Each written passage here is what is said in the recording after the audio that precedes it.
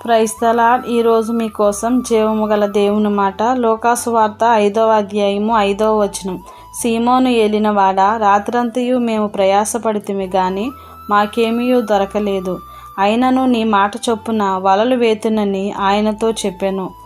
యేసుప్రభు వారు పేతురుని దర్శించినప్పుడు జరిగిన ఆసక్తికరమైన విషయాలు ఈ వాక్య భాగంలో ఉన్నాయి.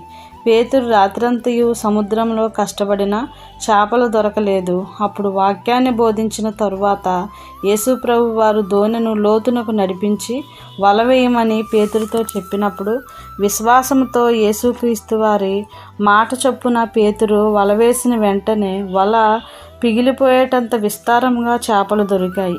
వెంటనే పేతురు క్రీస్తు మాటకు ఉన్న శక్తిని గుర్తించాడు. కనుక మనము కూడా క్రీస్తు మాటలకు ఉన్న శక్తిని గుర్తించాలి. కేవలం క్రీస్తు బోధించే మాటలను వినేవారంగా మాత్రమే ఉండకూడదు. ఆయన మాటలు విని ఆచరించేవారంగా ఉన్నప్పుడే దేవుడిచ్చే ఆశీర్వాదములు పొందుకోగలము. అందుచేత ఆయన మాటలను మన జీవితంలో ఆచరణలో పెట్టకుండా ఆశీర్వాదములు అనేవి కనిపించవన్న సత్యాన్ని ప్రతి ఒక్కరూ కూడా గ్రహింపులోనికి తెచ్చుకోవాలి. అప్పుడు దేవుడు నిన్ను కూడా పేతురు జీవితాన్ని మార్చినట్లుగా నీ జీవితాన్ని కూడా మారుస్తాడు.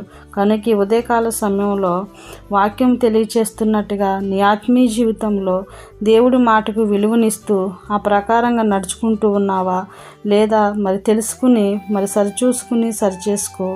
దేవుడు ఆయన వాక్కుల చేత ఈ ఉదయకాల సమయంలో ప్రతి ఒక్కరిని బలపరచునుగాక. ఆమేన్. ప్రార్థన. మాటతో సృష్టినంతటినీ సృష్టించిన మా దేవా, నీ మాటలు ఎంత శక్తివంతమైనవో మేమందరము గుర్తించి మీ వాక్కుల ప్రకారం నడుచుకునే బుద్ధిని మాకు ప్రసాదించమని యేసుక్రీస్తు వారి నామంలో ప్రార్థిస్తున్నాను తండ్రి. ఆమేన్.